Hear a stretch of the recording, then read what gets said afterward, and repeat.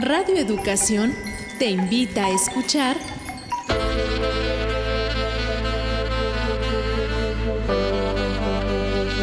Sexualidad en tu propia voz. Mujeres, tu cuerpo, tu placer, tu libertad.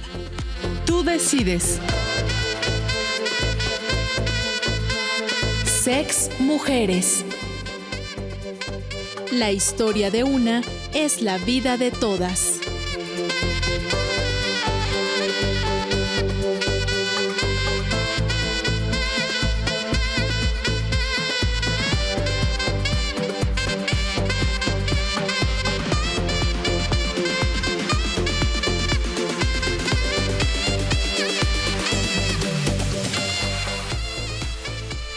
Hola, ¿cómo están? Bienvenidas a Sexualidad en tu propia voz, mujeres. Como cada semana te saludamos con mucho gusto, Edith Rojas y Ángeles Medina.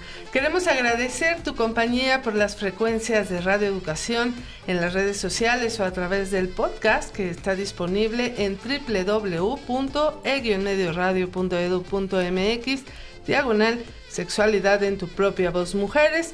En el servicio de iVoox y también en Spotify nos encuentras como sexprovoz.mujeres. Así es, Ángeles, y Sex Mujeres en cada emisión nos brinda este espacio para que desde propia voz platiquemos con libertad de nuestra cuerpa, de la sexualidad y de las historias de vida como mujeres. En esta ocasión vamos a conversar con una abogada feminista y especialista en violencia de género sobre la evolución de los derechos humanos de las mujeres. Acompáñanos. Recuerda, la historia de una es la vida de todas.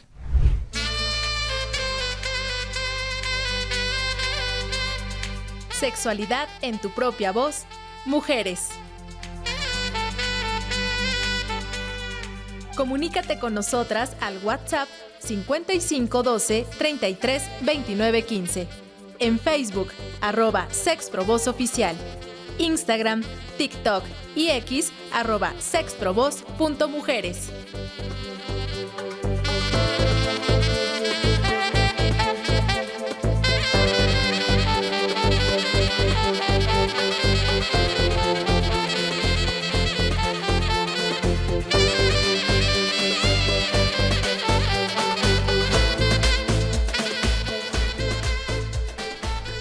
Pues ahí tienen nuestras redes de contacto. Las invitamos a que nos envíen algún comentario o sugerencia. Lo pueden hacer a través de un mensaje de texto o también un mensaje de voz. Y mientras esperamos estos comentarios, vamos a dar la bienvenida a María del Rocío Parra Toledo. Ella es feminista, abogada, mamá, lectora y cat person. Estudió Derecho en la UNAM y realizó la maestría sobre los mecanismos de protección de los derechos humanos de las mujeres, específicamente sobre la alerta de violencia de género contra las mujeres. Bienvenida, Rocío. Hola, buenas tardes. Me da mucho gusto estar con ustedes el día de hoy. Gracias, Rocío, por acompañarnos y decir que pues Rocío se ha dedicado a trabajar en la administración pública local y federal, especialmente en la atención de mujeres en situación de violencia de género. Actualmente combina el trabajo profesional con el cuidado de la familia. Rosario, pues agradecemos que estés aquí en Sex Mujeres en esta mesa para conversar sobre un tema que pues pareciera que hay un stand-by, pero creo que día con día se sigue trabajando en los derechos de las mujeres. Y recordar que el pasado 13 de enero se conmemoró el 110 aniversario del primer Congreso Feminista de México, realizado en Yucatán en 1916 y encabezado por la maestra Consuelo Zavala, un hito en la lucha por los derechos de las mujeres. Y en pleno contexto de la Revolución Mexicana, 620 mujeres, principalmente profesoras, debatieron sobre educación, libertades, derechos políticos y la participación social femenina, Ángeles. Así es, y hay que decir que este primer congreso feminista en nuestro país, a este primer congreso le antecedieron otras luchas de mujeres por la igualdad de derechos. Por ejemplo, En Grecia, 400 años antes de Cristo, Agnódica desafió las normas de su tiempo y luchó por el derecho de las mujeres a estudiar medicina y ejerció como ginecóloga. En México, Sor Juana Inés de la Cruz defendió el derecho a la educación. En Francia, en 1789, Olympe de Gouges publicó la Declaración de los Derechos de la Mujer, en la que reclamaba los mismos derechos políticos que disfrutaban los hombres. Pues sin duda el papel de las mujeres en la sociedad es fundamental. No obstante, las mujeres y las niñas, Rocío, seguimos luchando por nuestros derechos. ¿Nos puedes decir, Rocío, de acuerdo a lo que tú has trabajado durante todos estos años, pues cuánto hemos avanzado, cuánto trabajo queda por hacer y cómo podemos impulsar la defensa de nuestros derechos para que no se pierdan estas luchas ganadas? Sí, claro, pues yo estoy muy contenta de festejar los 110 años del Congreso Feminista en Mérida, Yucatán. Creo que, como decías, es súper importante el papel de las mujeres, pero sobre todo su lucha. O sea, creo que lo más importante del feminismo es cómo se han venido organizando las mujeres desde hace 110 años y que actualmente pareciera que ya hemos ganado todos los derechos, que ya tenemos leyes, que ya tenemos instituciones, que ya tenemos una mujer presidenta. Entonces, pareciera que ya todo está resuelto, ¿no? Y que a 110 años del Congreso Feminista las mujeres ya gozamos de nuestros derechos, ¿no? Pero estas luchas de mujeres, ¿no? Porque hay muchas mujeres que ni siquiera en ese momento se nombraban feministas, ¿no? Incluso hace tiempo nombrarte feminista era así como que, ay, la feminista, ¿no? Ella va a dar su opinión, son súper aguafiestas, porque pues ya tienen todo, ¿no? Ya qué más quiere. Y la verdad es que no basta con que en las leyes, aunque haya un marco jurídico de protección de los derechos humanos de las mujeres a nivel internacional, a nivel regional y a nivel del Estado mexicano, pues la verdad es que esos derechos están plasmados gracias a estas luchas de las mujeres que han dado primero por reconocer que esos derechos son también de las mujeres, ¿no? Para que se pudieran ejercer en clave femenina, ¿no? Cuando se habla de los derechos humanos, cuando se crearon, pues la clave, se crearon en clave masculina.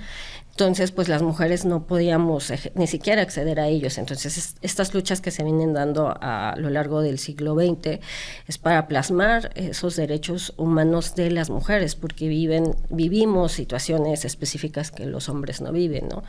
Entonces, esta condición de ser mujeres, esta desigualdad social, esta desigualdad económica, incluso en la ley, ¿no? No teníamos derecho a divorciarnos, no teníamos derecho a la educación, no teníamos derecho al voto. Y no precisamente porque la ley lo prohibiera, sino porque específicamente solo se mencionaba al varón, ¿no? Solamente se decía derechos del hombre y del ciudadano. Entonces, esta feminista francesa, Olympe de Gouges, hace esta declaración para decir ¿y dónde quedamos las mujeres? Y las mujeres también participamos en la Revolución Francesa. ¿Dónde están nuestros derechos como mujeres, no? Entonces, es bien importante que la organización de estas mujeres para acceder a la educación, para que, aunque no estuviera prohibido, hubiera las condiciones necesarias para que ellas pudieran acceder a la educación, para que ellas pudieran votar, para que ellas pudieran elegir, pero todos estos derechos es para que se nos reconocieran como una persona que tiene derecho a ejercer estos derechos que sí tenían los hombres, ¿no? De trabajar, de por ejemplo, abrir una cuenta bancaria, de ir a la escuela, de tener propiedades. Exactamente, ¿no? Porque no podíamos heredar, o sea, en todos los ámbitos jurídicos, la ley civil, la ley laboral incluso, ¿no? Hay trabajos que solamente se consideraban para hombres y otros para mujeres, ¿no? Entonces eso nos deja en un estado de desigualdad estructural porque no tenemos acceso a los mismos derechos, no tenemos derecho a las mismas oportunidades, incluso educativas, ¿no? Entonces, bueno, todo el siglo XX vemos luchas de las mujeres por el derecho al voto que se consigue a mediados en 1950 se aprueba la ley y en 1954 ya podemos ir a votar. Primero es a nivel municipal y luego se va haciendo a nivel federal. Y en materia electoral, pues hay toda un desarrollo, ¿no? Porque primero hubo unas cuotas y ahora ya hay una paridad, ¿no? Se supone una igualdad sustantiva, y eso llevó a que hubiera reconocimientos legales de los derechos de las mujeres, ¿no? Como ahora lo hay a la interrupción legal del embarazo, a leyes específicas como el de igualdad sustantiva entre hombres y mujeres, y a la Ley General de Acceso a las Mujeres a una Vida Libre de Violencia, que es la que establece una política pública de protección de las mujeres a vivir una vida libre de violencia. Entonces, creo que ha sido un siglo de muchos esfuerzos y de muchas luchas, y yo creo que debemos festejarlo, debemos reivindicarlo y debemos estar contentas, celebrarlo, como ejerciendo esos derechos. ¿Cómo podemos ejercer esos derechos? Pues conociéndolos, pero también hay muchas mujeres que no han tenido acceso a esa educación, a ese conocimiento, pero es una parte muy intuitiva que sabemos, ¿no? Tenemos derecho a un trato igualitario, pero también a que se nos reconozca esas pues desigualdades estructurales que hemos tenido, y ese tipo de políticas públicas que debe de haber para como reivindicar estas luchas que ha habido a lo largo de este siglo XX. Como bien dices, en esta historia de los derechos de las mujeres, pues hay derechos que incluso se fueron ganando, pero que no eran ejercidos por las mujeres, y mucho de esto en el siglo XX tenía que ver un tanto también por la moral, ¿no? O sea, la ley de el derecho al divorcio, el que te pudieras divorciar, el que tuvieras, o sea, había una idea preconcebida, digámoslo así, de que el hombre era superior a la mujer en todos los ámbitos, ¿no? Entonces, poco a poco, como ya lo comentaste, pues hemos venido ganando derechos, ¿no? Se establece, pues, la ley de igualdad entre hombres y mujeres, que es el antecedente justamente a esta ley de acceso a las mujeres a una vida libre de violencia, pero también viene el asunto de la conferencia o la Convención Belén do Pará, la CEDAW, ¿no? Todas estas convenciones que fuera del país se empiezan a organizar, pero que el país se suma a estas, y poco a poco se va construyendo de esa manera estos derechos que tenemos ahora las mujeres, y que incluso hoy en día hay muchas mujeres que no los ejercen por desconocimiento de ellos y porque siguen sujetas todavía a estas violencias estructurales, a veces en comunidades, a veces en algunos pueblos más pequeños, provincias o algunos estados, ¿no? Que todavía tenemos como esta situación de las mujeres, que hay una desigualdad respecto a los derechos de los hombres, aún cuando ya hay una ley que establece, como bien señalabas, pues ahora creemos que ya tenemos una mujer presidenta y que entonces todo está resuelto, y pareciera que a veces festejamos también eso. Hay que festejar, por supuesto, este congreso que se hace, porque creo que es el inicio de todo lo que ahora tenemos, pero para conservar lo que hay hoy en día, pues también tenemos que seguir luchando.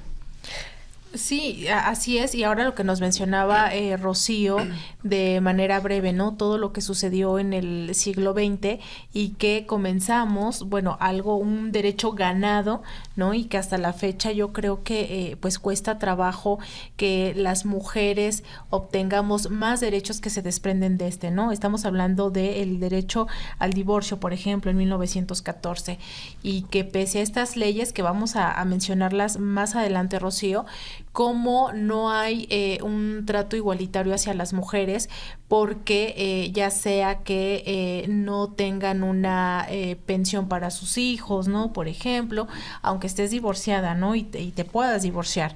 Creo que todavía hay cosas que no están del todo bien pasando para las mujeres, pero es un derecho ganado. Estamos hablando de 1914.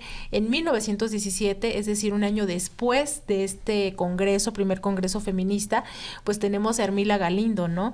Que manda un escrito al Congreso pidiendo, o sea, solicitando el derecho al voto de las mujeres en 1917, pero hasta 1946 es que se habla de estos derechos ciudadanos para las mujeres, ¿no? Porque en la Constitución no estaban plasmados. Entonces, pareciera que solamente los ciudadanos eran los hombres, las mujeres no formábamos parte de esa ciudadanía.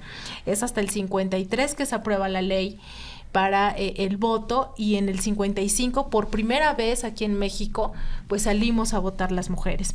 Entonces son cosas que han pasado y que se han dado las luchas por las propias mujeres, ¿no? Porque hemos alzado la voz, porque han estado detrás muchas mujeres que tienen una profesión, en este caso Hermila, que era pues periodista, ¿no?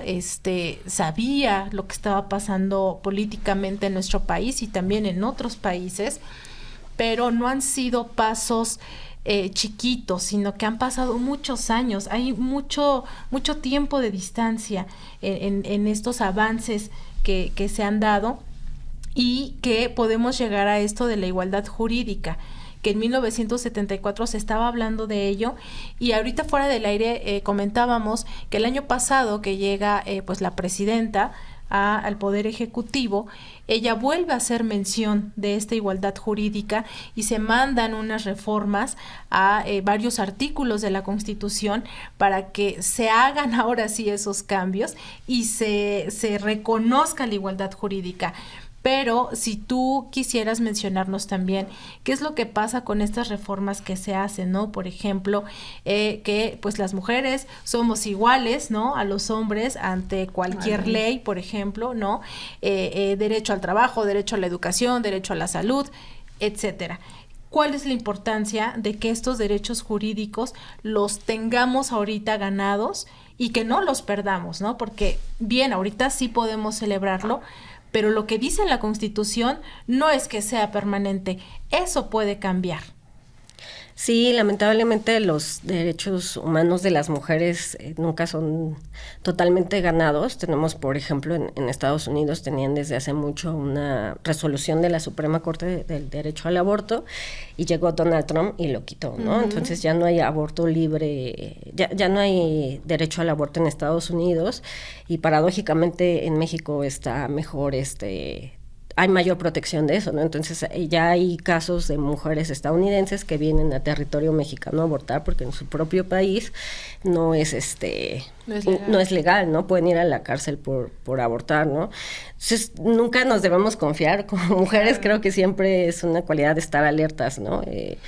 Nada más hago una referencia de esto que estás señalando, porque algo que a mí me causaba mucho conflicto cuando empecé yo en este asunto de los derechos de las mujeres, era la contradicción que había en la Constitución, porque en la Constitución siempre ha estado este artículo que no recuerdo ahorita cuál es, pero que dice que las mujeres podrán interrumpir un embarazo cuando no tengas la capacidad para mantener, cuando el producto esté en mal estado, o cuando hay un tercero que no recuerdo muy bien. Sí, por temas de salud. Nunca se respetó eso, aún estando en la Constitución. Tuvo que haber leyes específicas para este asunto del derecho a la interrupción del embarazo, para que esto sí sea aplicable. O sea, que estén en la Constitución tampoco garantiza el ejercicio del derecho de las mujeres, ¿no? O sea, no es garantía el que estén. Claro, ahora tenemos instituciones más robustas que vigilan ese cumplimiento de la norma, ¿no?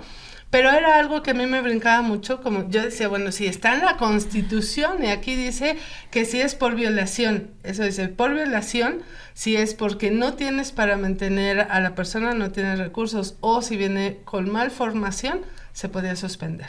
O si existe un riesgo a la vida de las mujeres, ¿no? Porque muchas veces es un tema de salud de las mujeres el que no se pueda llevar a término un embarazo, y sobreponer nuestras creencias religiosas sobre el derecho a la vida y al bienestar de las mujeres, pues es muy fuerte, ¿no? Y efectivamente el derecho, y es importante que esté en las leyes, las luchas se dan para que las leyes se modifiquen, pero finalmente lo que tiene que modificar es el pensamiento de las personas, ¿no? De los servidores públicos y nosotros como sociedad, ¿no? Porque no basta que la ley lo diga, hay que lucharlo, ¿no? Muchas veces tú llegas a una instancia de salud o de acceso, de procuración o administración de la justicia, quiero decir, ministerios públicos, quiero decir, al juzgado, y tienes que hacerlos valer, ¿no? Tú le dices, es que la ley, el artículo dice esto, pero si no lo sabes aunque lo sepas jurídicamente, hay movimiento social de las mujeres, la presión del movimiento feminista es lo que logra que se aplique, ¿no? Yo creo que esa es la importancia que me preguntabas, ¿no? Que aunque estén en el papel, lo que tenemos que seguir buscando es la organización de las mujeres para que se pueda aplicar realmente esto en las instituciones, ¿no? Porque lamentablemente no basta con que lo sepamos, ¿no? Porque los cambios que se han hecho es gracias a estos movimientos, ¿no? A que ya hay un movimiento de marea verde en el país, y entonces eso ha logrado que tengamos el derecho a la interrupción legal del embarazo en México y que esté mayor protegido que en Estados Unidos, ¿no? Entonces yo veo con mucha ilusión que las chavas, ¿no? Generaciones muy jóvenes, incluso niñas, ¿no? Tú vas a la marcha del 8 de marzo y ves que ya hay niñas y que ya saben cuáles son sus derechos y que se conocen las consignas y que saben cuál es su papel y que ya dicen, no, mi ideal no es casarme, mi ideal es estudiar, no porque esté mal casarte y tener una familia, ¿no? Porque siempre dicen, ay, es que las feministas no se quieren casar y tener hijos, ¿no? Y odian a los hombres. No los odiamos, sino simplemente visibilizamos esta realidad, ¿no? No teníamos derechos, ahora los tenemos, pero los tenemos que seguir defendiendo, ¿no? Los tenemos que decirle a las generaciones más jóvenes, de niñas y niños, ¿no? Yo como mamá de un niño, pues educar a las niñas para que defiendan sus derechos, pero también tenemos que acercarnos a los hombres y decirles, bueno, ¿dónde queda tu papel como hombre si toda la vida te han dicho que tienes que ser el proveedor, que tienes que ser esto, que tienes que ser lo otro? Y está bien enfocarnos en las niñas y decirles cuáles son sus derechos, pero también en los hombres. Si no nos acercamos a los hombres y a los niños, vemos esta crisis que estamos viendo hoy actualmente, ¿no? De violencia. Movimiento incel, por ejemplo, ¿no? Todo esto que está generando. Y que dices ya, o sea, como mujer ya me siento cuidada y protegida porque hay una serie de derechos, pero también esos derechos, los hombres se sienten como, ay, estoy siendo discriminado, ¿no? Pobrecito de mí. Ah, claro. Pero los más jóvenes sí se sienten así, ¿no? O sea, no hay como un referente para ellos al que se puedan acercar. Nosotros como mujeres creo que hemos desarrollado eso en el movimiento feminista y tenemos figuras, ¿no? Feministas a las que nos acercamos, vemos su vida, como mencionaba Silvia Carrillo Puerto, Hermila Galindo, ¿no? Sor Juana, todos estos referentes que nos dicen que podemos estudiar, que podemos hacer una serie de modificaciones en las leyes, incluso en la sociedad, ¿no?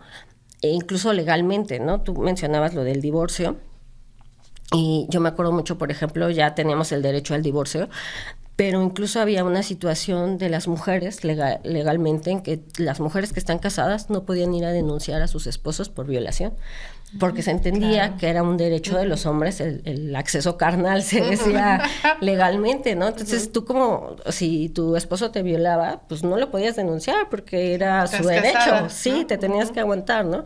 Y fue gracias a una resolución de la Suprema Corte de Justicia de la Nación que dijo, no, sí es delito, ¿no? Entonces, pues sí hemos visto esa evolución incluso ya en la sociedad de que ya ve ese tipo de situaciones y dicen, no está bien, no está...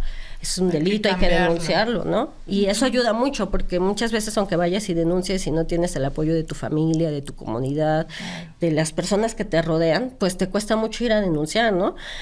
Hace tiempo que ya desde el 2007 existe esta ley de acceso a las mujeres a una vida libre de violencia y hay tipos penales específicos de protección de las mujeres y aún así las mujeres no iban a denunciar, pues porque no tenían esa posibilidad, ese apoyo comunitario. Y porque también tenemos que reconocer otra realidad. No todas las mujeres tenemos el mismo acceso, ¿no? Y las mismas oportunidades. No es lo mismo una mujer profesionista que puede ir a denunciar a una mujer indígena, una mujer migrante, una adolescente, ¿no? Que no tiene el apoyo de su familia. Entonces, esas condiciones específicas de las mujeres también las tenemos que observar porque no tenemos la misma posibilidad, incluso hay discriminación hacia grupos, como te mencionaba, las mujeres indígenas, que aunque vayan y digan es que soy mujer y fui violentada, en sus comunidades pues todavía, y no porque sean indígenas, ¿no? Sino porque hay otras condiciones específicas, la pobreza, la falta de acceso a la educación, que crea un contexto de desigualdad específico que hay que tratar, ¿no? No solamente estamos en una posición de vulnerabilidad por ser mujeres, sino también por nuestra edad, ser pobres, nuestra clase social, todo ese tipo de cosas también hay que observarlas para que se pueda hacer una aplicación de la ley integral, ¿no? Claro. Vamos a hacer rápidamente una pausa a esta conversación. Vamos a escuchar Volvieron de Juana Aguirre.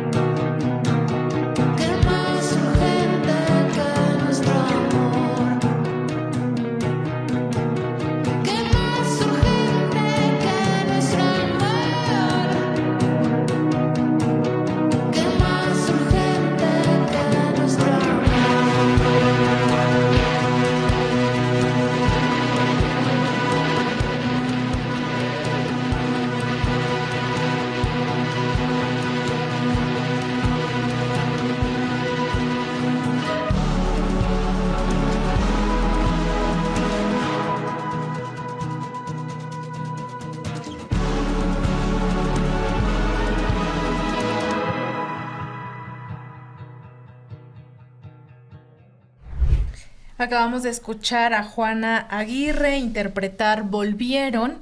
Las invitamos a que ingresen a nuestras redes sociales en Facebook. Estamos como Sexprovoz Oficial, en X, Instagram y TikTok como sexprovoz.mujeres. También ustedes pueden comunicarse con nosotras a través del WhatsApp 5512 33 29 15. Y bueno, pues seguimos aquí conversando con Rocío Parra Toledo. Ella es feminista, abogada y especialista en violencia de género. Y estamos platicando sobre la evolución de los derechos humanos de las mujeres, que ya nos comentaba Rocío, pues cómo se han dado estas desigualdades, que incluso aunque se tiene la norma, aunque tenemos ahí el derecho ganado, por así decirlo, pues hay muchas otras cuestiones estructurales que limitan el ejercicio de esas mujeres, por supuesto teniendo mucho en cuenta el contexto en el que nos desenvolvemos cada una de las mujeres, no sea en cuestión rural, urbana, en comunidades indígenas, en fin, estas violencias de las que tanto hablamos y que bueno, hacía mención justamente a que en agosto, y hay que señalarlo, en agosto de 2006, que eran como esos inicios, bueno, se publica la Ley General de Igualdad entre Hombres y Mujeres, que ya sentaba como un precedente en esta situación. Después, pues se despenaliza en el 2007 aquí en la Ciudad de México el aborto, de lo cual ya hablábamos en el bloque anterior.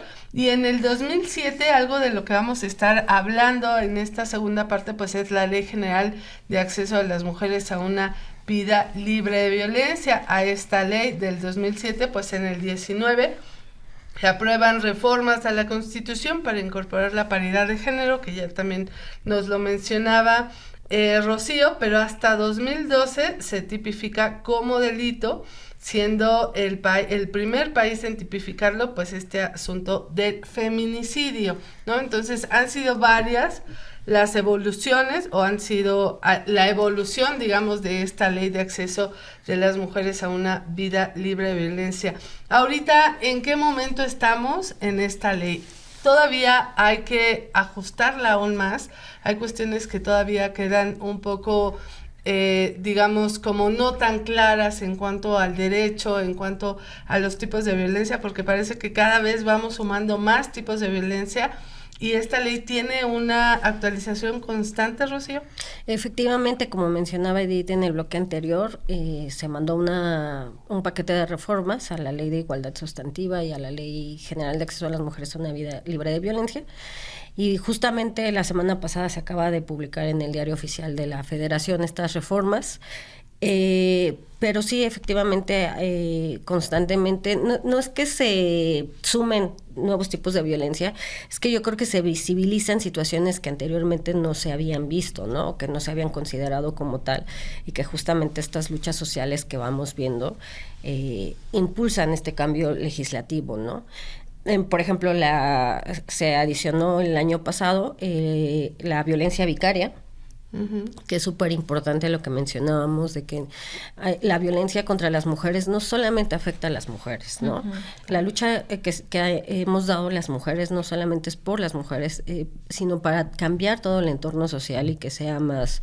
el bienestar sea para todos, porque por ejemplo la violencia vicaria afecta principalmente a niñas y niños, adolescentes, en el que son vulnerados como un medio para seguir vulnerando los derechos, para seguir violentando a las mujeres. Entonces, y vulnerando los derechos de las infancias, ¿no? Claro. De los adolescentes. Y entonces ahí tú tienes a miles de mujeres que no han visto a sus hijos, que es como la situación más grave de la violencia vicaria, que en este caso la mayoría de los agresores son hombres, son los padres, que no les importa afectar, como dices, a las infancias, y separan a niños muy pequeños, adolescentes, que no tienen ningún contacto con la mamá y que andan como huyendo, y no los ves crecer, ¿no? Entonces, pues es una afectación muy grave a los derechos de los niños y niñas y adolescentes, pero también de las mujeres, ¿no? Acaba de resolver también la Suprema Corte de Justicia de la Nación que no basta, antes para ser deudor alimentario era que no pagaras la pensión alimenticia. Entonces hay muchos mecanismos que los hombres ya conocen para no pagar la pensión alimenticia, ¿no? Incluso prefieren dejar de trabajar con tal de no tener una fuente de ingresos y que no les descuenten su trabajo. Pero ahora ya también la Suprema Corte determinó que no dar la pensión adecuadamente, eso también vulnera el derecho de las infancias, ¿no?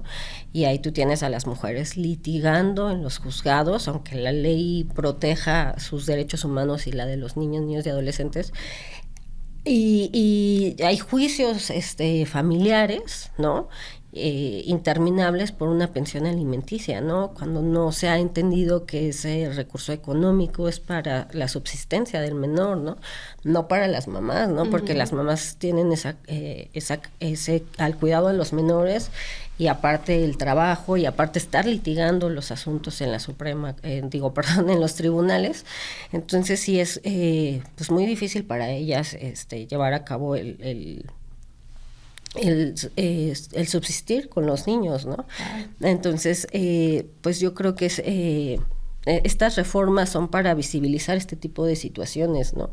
La violencia vicaria, la violencia digital, que pues hay mucho acceso a las redes sociales también. Todos estos ámbitos, pues ahí se replica la violencia hacia las mujeres, ¿no? Entonces, y nada más una pregunta respecto al asunto, y con estas reformas me queda una duda. Con todas estas estrategias que utilizan los hombres justamente para no pagar pensión, ¿hay alguna manera de que porque te tardas años y los niños crecen y demás, pero hay un asunto de retroactividad en ese asunto? Es decir, que si tú tuviste a tu hijo y estás peleando como la pensión desde los 8 años, pero tu hija o tu hijo ya tiene 18 y ya el papá ya se apareció y ya supuestamente volvió a conseguir trabajo, ¿Sí puedes reclamar esos años de pensión? Se tiene que actualizar al momento incluso del salario mínimo vigente, del momento en que se determina la pensión alimenticia, ¿no? O sea, pasaron 5 o 10, incluso los niños cuando ya son mayores de edad, pueden ellos ya, porque tú vas como mamá en su representación, porque los menores no lo pueden hacer, ¿no? Pero hay muchas veces, o muchas mamás que deciden no entrar a este litigio porque es un desgaste, ¿no? Y ahí afortunadamente habrá mamás que deciden no hacerlo y hay mamás que no tienen de otra más que hacerlo, ¿no? Pero las infancias cuando crecen, incluso tú tienes derecho a la pensión alimenticia hasta los 25 años, cuando estudies y vayas al grado, ¿no? O sea, puedes seguir solicitando la pensión alimenticia, pero si tu mamá no la pidió y tú creces y se lo quieres pedir, lo puedes hacer. Es importante que puedas ejercer ese derecho, porque incluso ha habido casos en los que ya no hubo ese cuidado por parte del progenitor, del padre en este caso, y cuando crecen ya se invierten los papeles y el papá ya es grande y puede pedir que el hijo lo cuide cuando él no lo cuidó de pequeño, ¿no? Entonces ya queda el antecedente de que, bueno, tú no me cuidaste cuando yo lo necesitaba, no hubo ese cuidado, entonces ahora pues yo no tendría esa obligación, ¿no? Oye, Rocío, es decir que pues esta Ley General de Acceso de las Mujeres a una Vida Libre de Violencia es muy importante para el Estado mexicano, porque engloba muchas cosas. Tú lo mencionas hace unos momentos, visibiliza y nombra muchas violencias, situaciones estructurales a las cuales las mujeres hemos estado sujetas, ¿no? No solamente en la vida familiar, sino también social y laboral. Entonces es importante esta ley porque se habla ya de abuso, acoso, violación, feminicidio, la violencia vicaria, ¿no? Que ha ido avanzando y que afortunadamente ya el año pasado hay pues más seguridad, ¿no? Para las mujeres por esta ley y pues recientemente, ¿no? Que la ley Olimpia también ya es ley en todo el país y que ahora sí que se adapta al momento en el que estamos viviendo, ¿no? Cómo las redes sociales, el internet, el mundo digital también está replicando todas esas violencias que anteriormente se replicaban en otros medios, ¿no? Por ejemplo, pues la televisión, incluso también en programas de radio, en literatura, etcétera, cine. Entonces, sí hacer énfasis y que tú como experta y como abogada nos hagas saber la importancia de esta ley, todo lo que engloba y por supuesto todos los derechos a los cuales nosotras tenemos acceso con esta ley y que tendríamos que estar muy atentas para que no se modifique nada, o sea, sí a favor, y no en retroceso, pero sí a favor. ¿Qué es lo que las mujeres tendríamos que estar trabajando? Llamémonos feministas o no, porque es algo importante para nuestro desarrollo. Claro, es una ley fundamental porque establece una política pública de protección de los derechos humanos de las mujeres, ¿no? Y establece las acciones que el Estado mexicano está obligado a llevar a cabo para dar cumplimiento a estos derechos, ¿no? Entonces, ahí se plasma todo el marco jurídico internacional al que el Estado mexicano está obligado, todo el marco regional con la Convención Belén do Pará. Entonces, en el 2007 fue todo un hito esta ley porque, por ejemplo, reconoce la violencia feminicida incluso antes de que lo haga el derecho penal, ¿no? Entonces nombra la violencia feminicida. Era necesario que se llevara al ámbito penal para que pudiera ser un delito, para que se investigara, para que se crearan protocolos de investigación, para que se creara una metodología de perspectiva de género para investigar este delito, pero eso no hubiera sido posible si no hubiera habido esta ley de acceso a las mujeres a una vida libre de violencia que en febrero del 2027 cumplirá 20 años. Entonces, es el reconocimiento de estos tipos y modalidades y el establecimiento de medidas específicas de protección son muy importantes, ¿no? Esta ley crea algo que se llama alerta de violencia de género y con esta alerta en todo el país se hizo que se analizara el marco jurídico estatal, que se crearan presupuestos, que se crearan instituciones, que se crearan protocolos, incluso que se abrieran casos que ya estaban cerrados. Había obligación por parte de los de las fiscalías. Bueno, en ese tiempo no eran fiscalías, eran procuradurías, pero bueno, muchos casos se investigaban como, o se determinaban como suicidio o accidentes, ¿no? Y entonces lo que hacía este mecanismo de alerta de violencia de género en muchos casos es llegar a revisar ese tipo de situaciones, ¿no?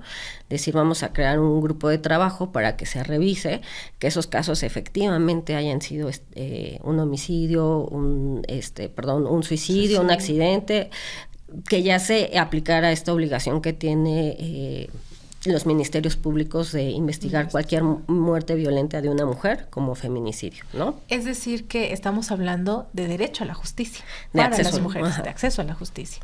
De garantizar este derecho, ¿no? Incluso ya tenían que etiquetar presupuesto para los tribunales, para crear centros de justicia, para crear líneas de atención, para crear campañas mediáticas que señalaran todos los servicios que tenía cada entidad, ¿no? Y era muy importante porque se dio una armonización legislativa, ¿no? Se tenían que revisar todas las leyes en el ámbito civil, en el ámbito familiar, para que todos los derechos estuvieran homologados, ¿no? Para que todas las legislaciones se pudiera garantizar este derecho de las mujeres a la justicia, ¿no?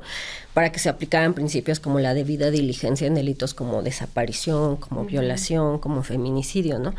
Entonces, todo esto fue posible gracias a que esta ley establece esta política pública, se reconoce este tipo de violencias y, por ejemplo, se crean las órdenes de protección, hay un registro nacional de órdenes de protección.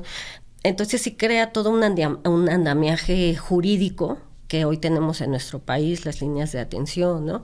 Entonces, desde el 2007 se viene aplicando esta ley, se ha actualizado, se va a seguir actualizando seguramente porque, como dices, las condiciones cambian, el contexto se tiene que actualizar.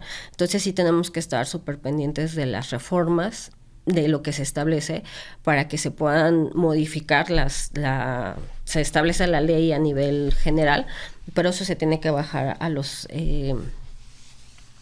legislación estatal, federal, y se tiene que como establecer también en presupuestos, ¿no? Eso también es súper importante, que la ley lo diga, pero que también se tiene que etiquetar todo, ¿no? Presupuesto para que todas esas acciones que están en la ley se puedan llevar a cabo. Otra cosa súper importante es la capacitación de servidores públicos, ¿no? Ya todos los servidores públicos están obligados a capacitarse en perspectiva de género y derechos humanos. Entonces, eso es fundamental. O sea, ya es una obligación. Es una obligación.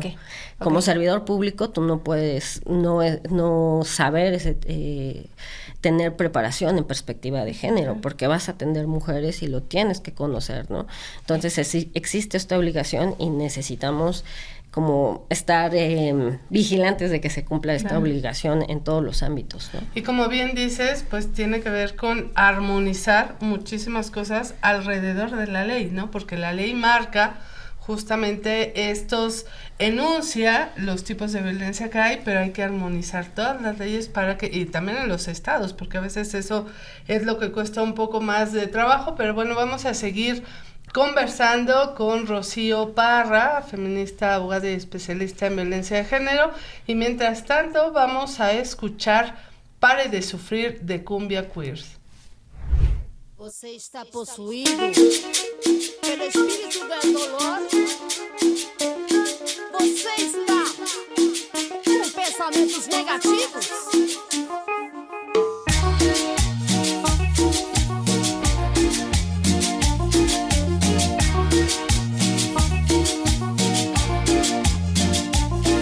Mientras más te veo, más te deseo.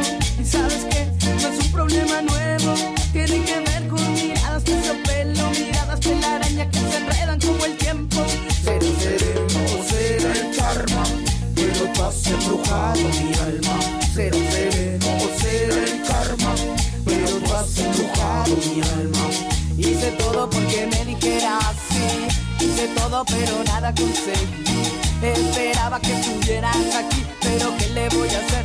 Las cosas son así. Voy a parar de sufrir, voy a parar de sufrir, voy a parar de sufrir, voy a parar de sufrir.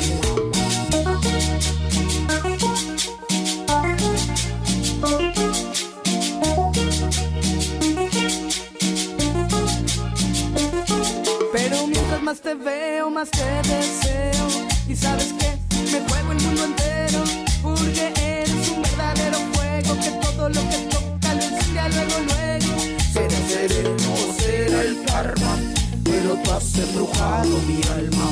Será sereno o será el karma, pero tú has embrujado mi alma. Hice todo porque me dijeras sí. Hice todo pero nada que sé. Esperaba que estuvieras aquí, pero ¿qué le voy a hacer? Las cosas son así. Voy a parar de sufrir. Voy a parar de sufrir. Voy a parar de sufrir. Voy a parar de sufrir.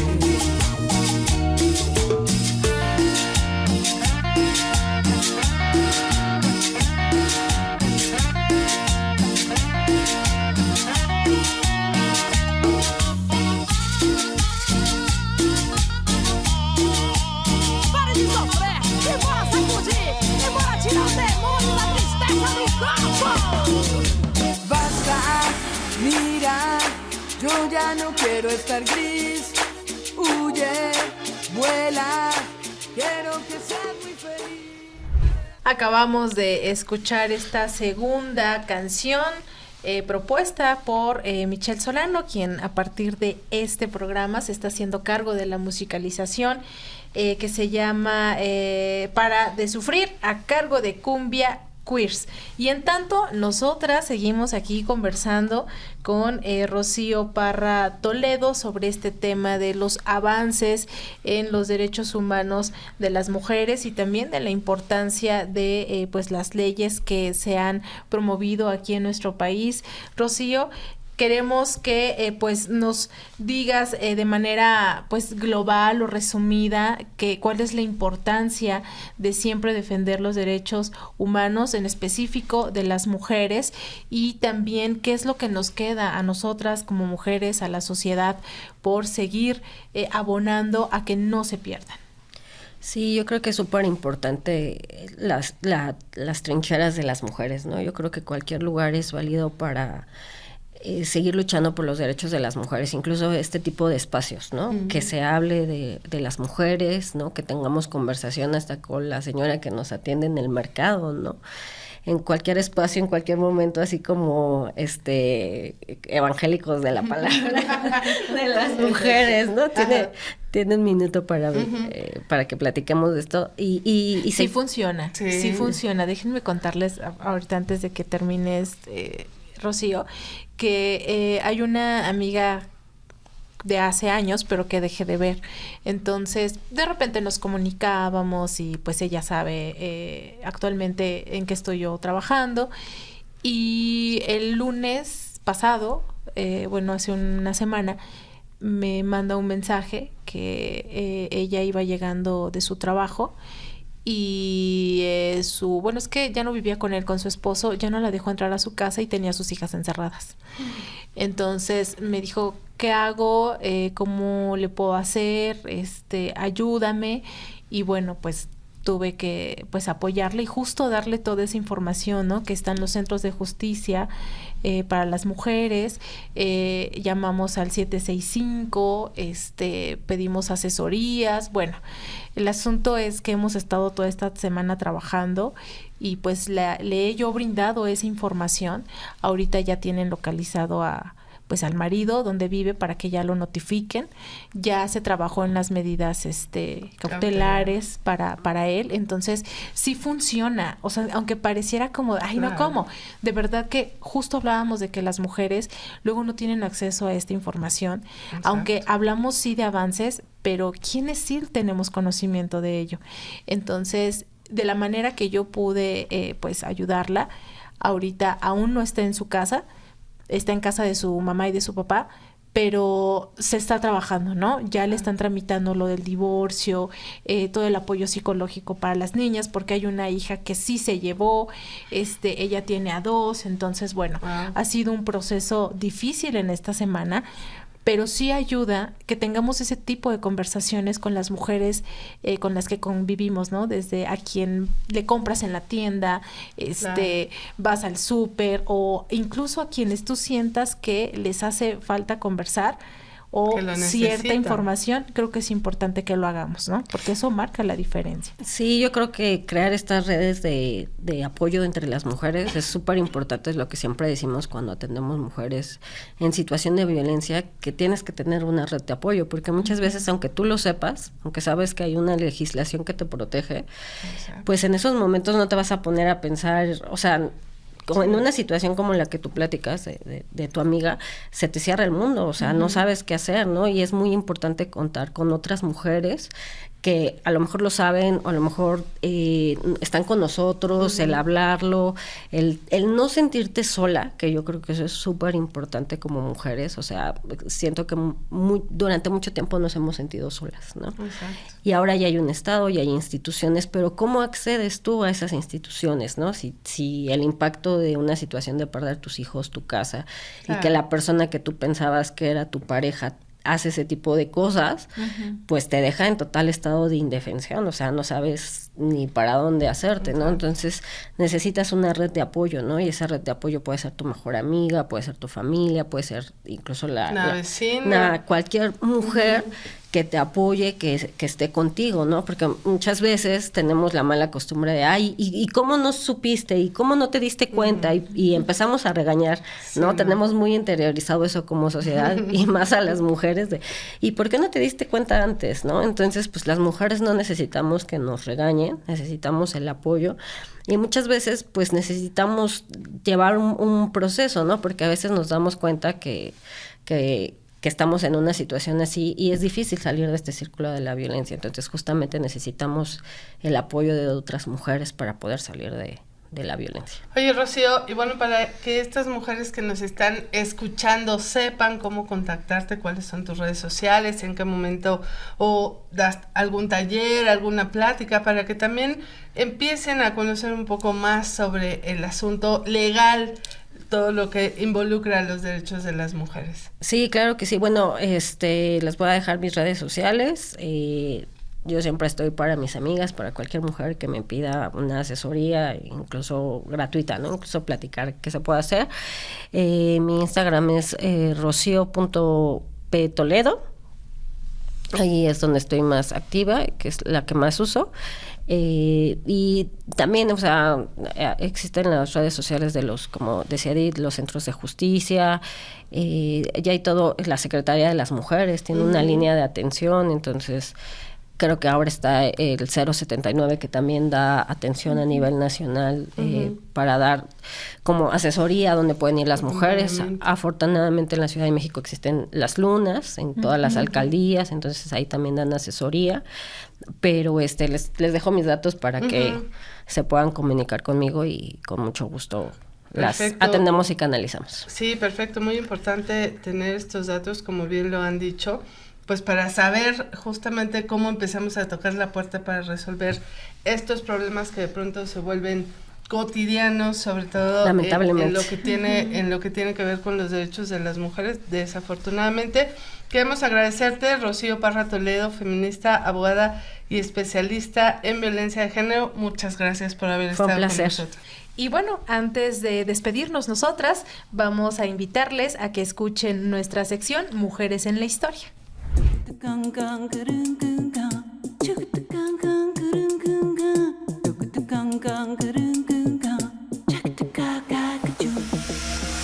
Mujeres en la Historia. Voces de ayer y hoy que desafían al tiempo.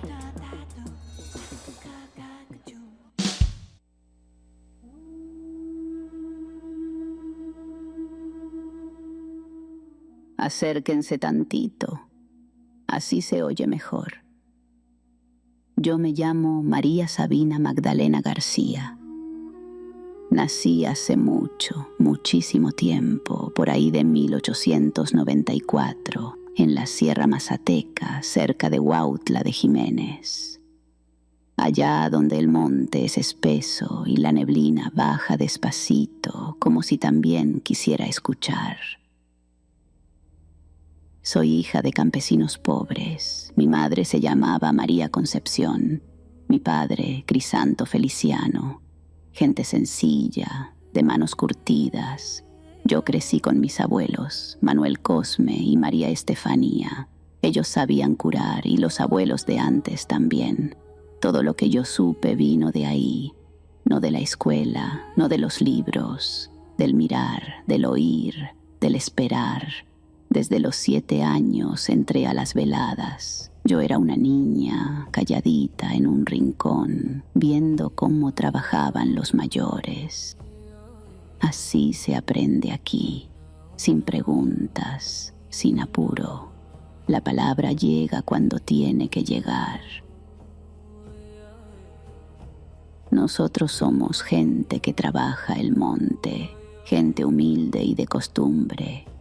Aquí sabemos de plantas, sabemos cuál calma el dolor, cuál arregla el susto, cuál levanta el ánimo cuando el corazón anda caído. La hoja de la pastora, el manto de cielo, la flor de la Virgen.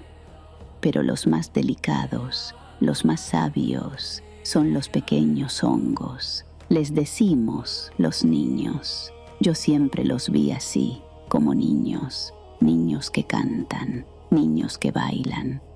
A veces los veía con trompetas, con violines, como payasitos alegres. Ellos no hacen daño, sino que limpian, chupan lo malo, la sangre vieja, el enojo guardado, el dolor que uno ni sabe que trae. Mis preferidos eran el pajarito, el San Isidro y el derrumbe. Otros ya casi no se dan. El monte también envejece, igual que uno. Mi vida fue dura. A los 14 años me casaron con un hombre, Serapio Martínez. Tuvimos 3 hijas, pero la revolución se lo llevó y ya no regresó. Me quedé viuda muy joven, con pena y con miedo. Luego me volví a casar con Marcial Carrera y tuve más hijos. Siempre fui pobre. Yo no curaba por hacerme importante. A veces me daban algo, a veces nada. Yo hacía lo que me tocaba. Con los años empezó a venir gente de fuera. Primero pocos, luego muchos. Llegaron extranjeros, investigadores, escritores. Todos querían saber qué hacía yo, cómo trabajaban los hongos. Decían que esto era antiguo, que ya no existía en otros lados. Yo solo pensaba, aquí nunca se perdió. Las veladas no eran solo comer hongos. Había canto, cantos que me llegaban solitos, sin pensarlos. Yo cantaba bajito, en la oscuridad, con respeto, porque los niños no son juego. Hay que saber llamarlos, hay que saber despedirlos. Viví muchos años. Me fui en 1985, ya cansada, ya despacio. Fui mujer del monte, mujer de palabra, mujer de canto. Y mientras la tierra siga dando, los niños van a seguir hablando.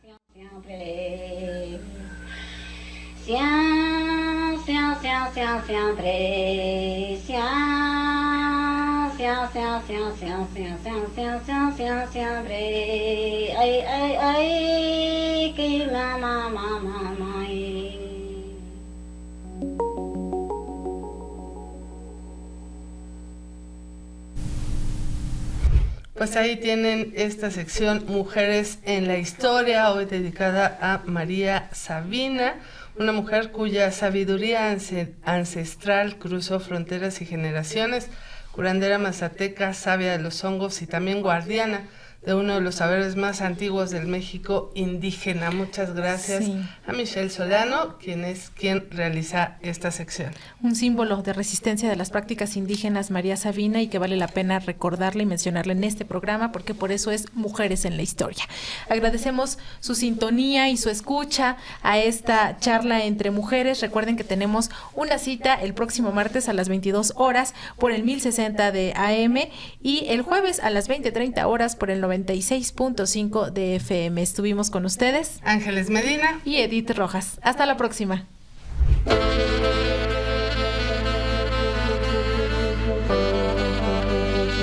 Sexualidad en tu propia voz. Mujeres, tu cuerpo, tu placer, tu libertad. tú decides. Sex Mujeres. Transforma tu mundo.